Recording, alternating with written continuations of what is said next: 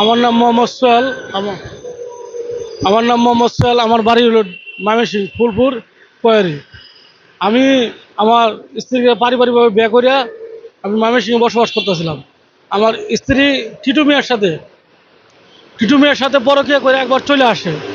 চলে আসার পরে আমি মেম্বার আমাকে চেয়ারম্যানের ছেলে জানানোর পরে ওনারা তাদেরকে আটক করে তাদের মাধ্যমে তাদের বাপ মারে ডাকায়। ডাকানোর পরে বলে যে আপনার মেয়ের যে এগুলা করছে আপনারা কি করবেন। তারপরে বলে যে ঠিক আছে, আমাদের মেয়ে যখন এই ঘটনা ঘটাইছে আমাদের মেয়েদের নিয়ে যাচ্ছি আমরা। ঠিক আছে, ওই সালিশি করে তারা নিয়ে আসে। নিয়ে আসার পরে ওনার মেয়ের ওনার কাছে রাখছে, আমি আমার মতো চলতেছিলাম।